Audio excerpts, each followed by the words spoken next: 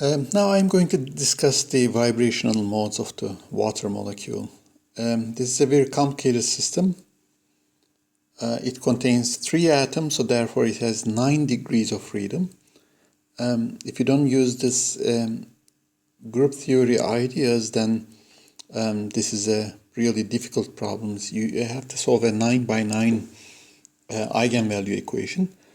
But as we are going to see, by using the symmetries of the molecule, we can simplify this problem and reduce the size of the problem to the eigenvalue equation of a 2 by 2 matrix. So this is a problem that has been solved by in the textbook of Jones. I'm essentially going to repeat these. I'm going to repeat a lot of the arguments in there, but I'm going to go somewhere in the details, and sometimes I don't, because essentially you won't be able to understand this if you don't do the steps by yourself. So I just suggest that you actually go ahead and do it like that. And if you have questions, you can then ask me later. So let's just then talk about the symmetry group. Symmetric group is called C2v, so that's the common notation used by chemists and lots of physicists. But this is a group that we have seen before. This is actually what we have called the Klein-4 group. It's an abelian group, but it's also, this notation is for the dihedral groups that we are going to talk about later. So these are very special rotation groups. This group was the symmetric group of a rectangle. But of course, we have a molecule in here that has this same symmetry group. This is an abelian group, so let's remember the Klein-4 group, if you remember. Apart from identity, there are 3 elements. So the product of any of these 2 non-identity elements gives the third one. So AB or BA doesn't matter. We get C, so BC is going to be equal to A, etc. And of course, the square of each element is equal to identity. Just remember this. So by using these properties, for example, we have said that this is not the cyclic group C4, if you remember from the discussion. So what are the symmetry operations? Here, I'm going to follow Jones' notation. A is the rotation around this axis by 180 degrees. So as a result, it just exchanges these 2 hydrogen atoms with each other. B is the reflection across the direction indicated. This is actually has a symmetry. A mirror plane, which is given by this dotted line in here, and the other direction of the plane is towards us. So that's a 2-dimensional plane. And C is the product of these 2 operations, but you can think of it as a mirror 2, where the mirror plane is the plane where the molecule lies. So as a result, I'm showing the reflection axis by this combined notation of a dot with a cross. So therefore, this is like this is going to change the sign of the components of the vectors along this direction pointing towards us. I just keep this in mind. So the problem is complicated because it is long. So as a result, I'm going to do this in 3 steps. In the first step, I'm going to identify the representation and find its decomposition in terms of the irreducible representations of the symmetric group. Second, there are some 0 modes in here, 3 modes for translational motion and 3 for the rotational motion. I'm going to identify those and identify the individual irreducible representations that they belong to. And in the last step, we will have remaining 3 modes with non-zero frequency, so we are going to identify those. All right, let's then start with this. So the character table of the group is this. Since this is a abelian group again, let's remember that every group element is conjugate to itself. So all conjugate classes have only a single element. So as a result, there are 4 representations because there are 4 classes in here. And this is the character table. Just remember that for all of these one-dimensional representations, since the order of each element is equal to 2, the character is one of the square roots of 2, square root of 1, basically. So it's either +1 or -1. Check that each row is perpendicular to every other row, and similarly, every column is perpendicular, orthogonal to every other column, right? So if you take this table and divide by 2, then you would get an orthogonal matrix, essentially. In any case, this is one of the orthogonality properties of the character table that at some point we are going to use. All right, so the first thing is basically there's a vector space in here. What's that vector space? Basically, this is the vector space where we express the displacements of the atoms from their equilibrium positions. So I'm going to identify the atoms like that. First atom is the first hydrogen atom in here. This is the second hydrogen atom. And the third atom would be the oxygen atom. So for each atom, by using these axes, I'm going to write down the Cartesian coordinates. So as a result, x1, y1, z1 is just the displacements of the first hydrogen atom. x2, y2, z2 is the displacements of the second one. And finally, this is the displacement of the oxygen atom. So by writing down the displacements of each individual component of the displacements of these 3 atoms, I essentially get a quantity it's a 9-dimensional vector basically, and we are going to use this vector to describe basically the displacement of the atoms from their equilibrium positions. So as a result, we have a 9-dimensional vector space. And what else?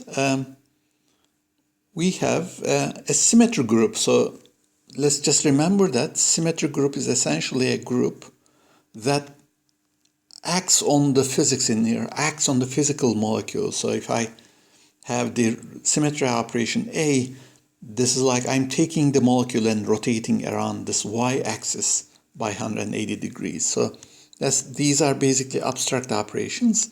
But these abstract operations have a mathematical representation on this vector space. So just like we describe the physical behavior of that molecule by this mathematical construct in here, the symmetry operations that I carry out on the molecule has a mathematical expression in terms of these vectors and that vector space. So I'm going to call that representation as D. So I don't know how to express this. So D is essentially a representation from the symmetry group to 9x9 matrices.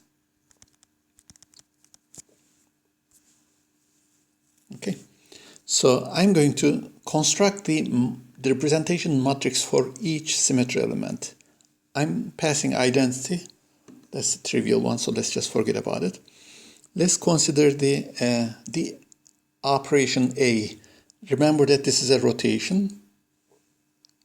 Let's do it like this. This is a rotation.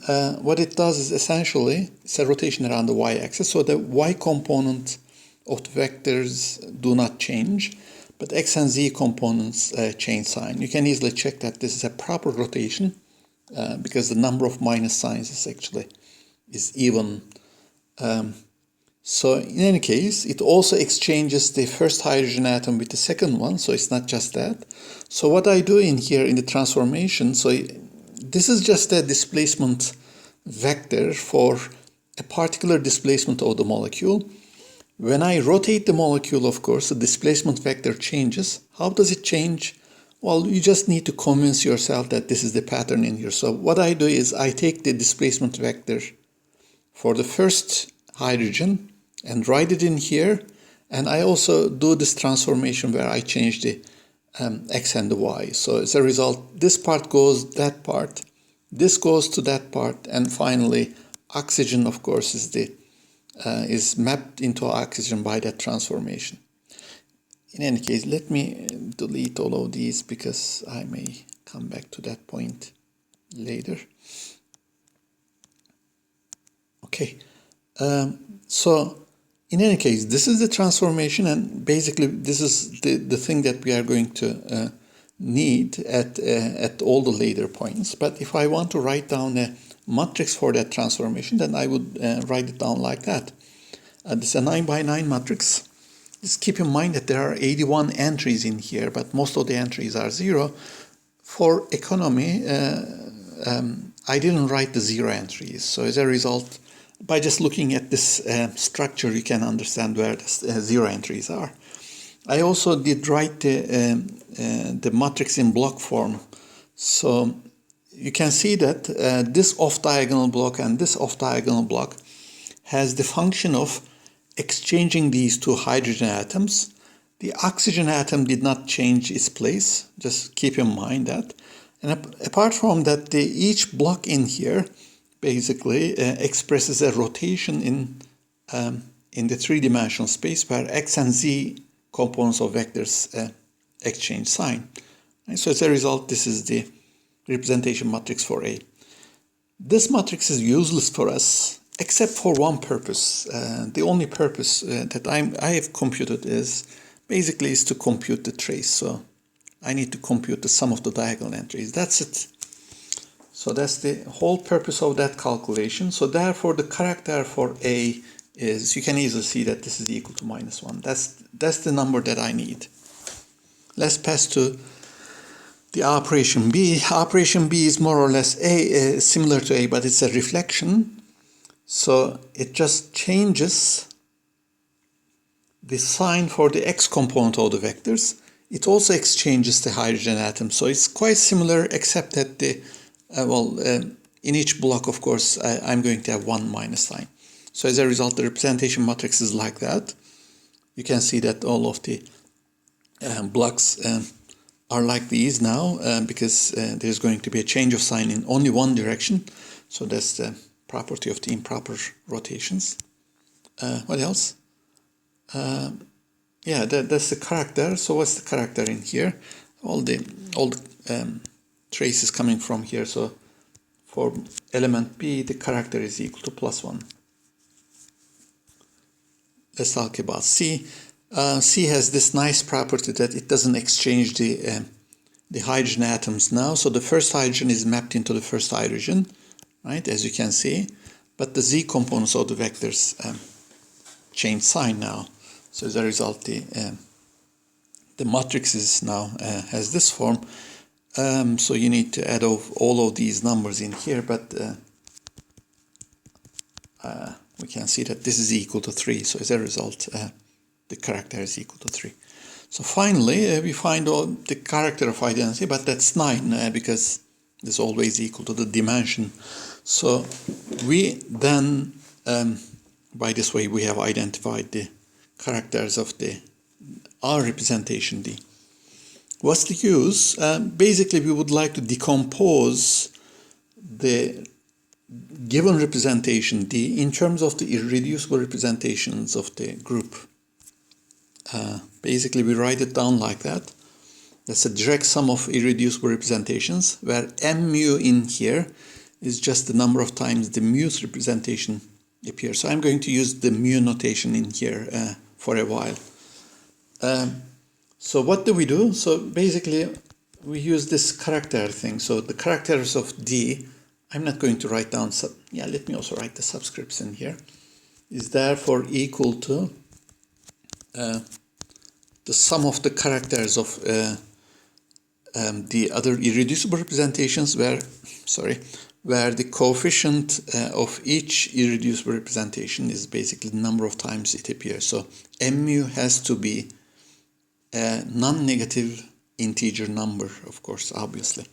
So nice thing was that these characters were orthogonal to each other.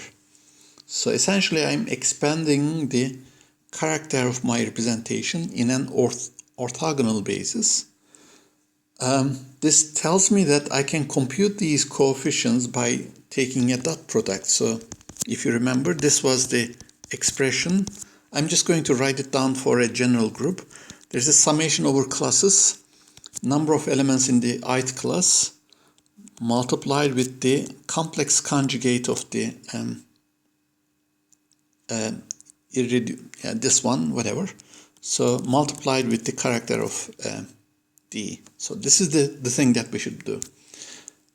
But in our case, I'm just going to express it in here. So, for example, let me just do it with the yellow color. I would like to find how many times A1 appears in D. Right? I would like to do this calculation. So that's equal to, what I do is this. I take the characters of D. That's basically this row of numbers. I'm going to think of this as a four-dimensional vector.